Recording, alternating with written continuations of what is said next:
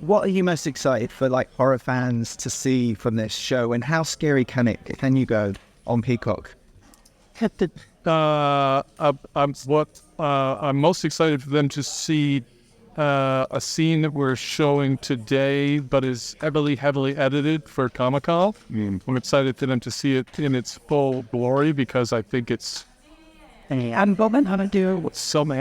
the director of photography, the VFX people, practical effects people, they all came together and made something that things terrifying and effective, but also what I wanted to do was something, we didn't want to reinvent the wheel, but I wanted it to be something that I don't think anyone's seen before, and I feel like it reaches for that ceiling.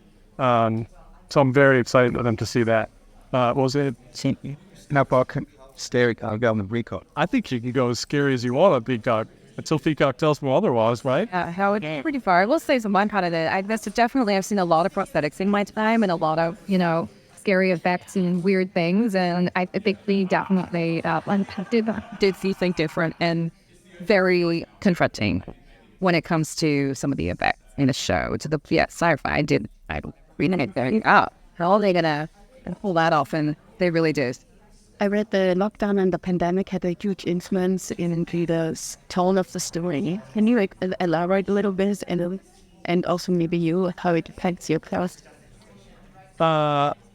Yeah, the pandemic, it definitely played a part in the writing. A long time ago, a producer told me that horror, the genre, is all about isolation, which is one of the smartest things anybody's ever said to me about genre. And this was before the pandemic. And then the pandemic happened, and it actually didn't. My wife and I both work from home usually, so it didn't really affect our lives in a direct way. Obviously, we didn't have interaction with other people, but we had to kind of bat down the hatches, and you end up being a little bit of a prepper.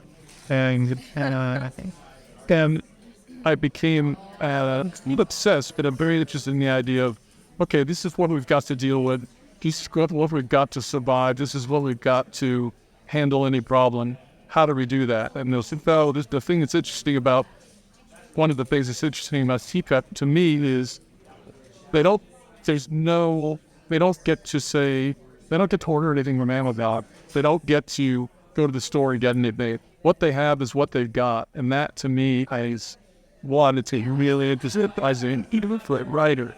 And I also think this is the story on these people that makes it sort of the characters are in sort of a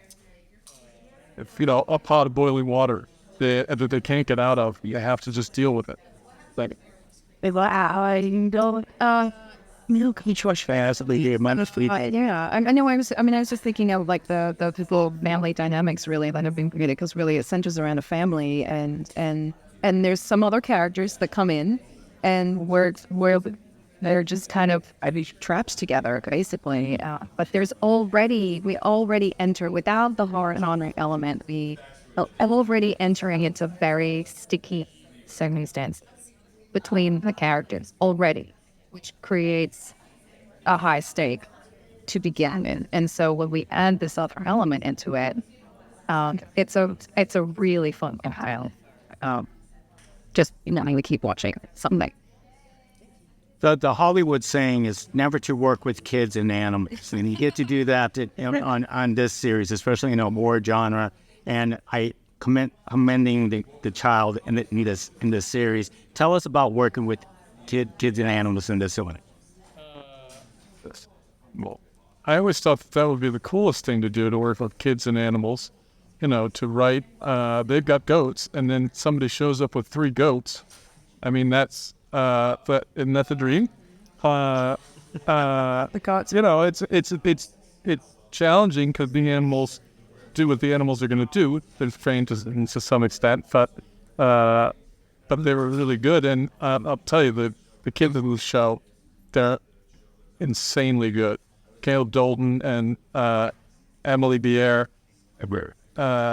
they're just, and I didn't think we'd get actors like, I'm a little bit astounded even now, because they're just so good. that, and I didn't have any. No, really truly committed and just excited about it. And the goats were also amazing. There were a couple moments where we were, trying to pull up a serious scene, Alpha Barn, and then in the middle of some seriousness, you hear, and here, everything starts. Yeah, we should have that. We have it somewhere. So how do you think your characters in the show are gonna react to some of the events of the series in terms of how you're gonna work through a very difficult situation? This is like part of the fun part of the character, I think, is watching her wrestle with everything. And what I said before is already entering into a kind of a high stakes situation. There's a sticky situation with her husband and maybe other people, and how she's navigating that. It's already emotionally intense, probably, I would say, and then it just just gets worse and worse, really. And to watch someone in real time navigate that along with the audience, so the audience is along for the journey, discovering everything as Maggie, the character, is discovering everything, and people, the love with that they did, really, to put all the months of bravery for your kids, for yourself. That with everything going on, and you crumble, and then you have to put yourself back together again and keep going and dealing with everything.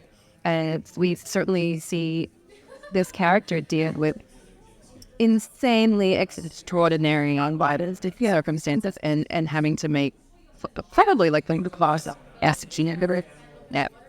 decisions of her life that I definitely can't talk about today, but I'm really excited for everyone to see.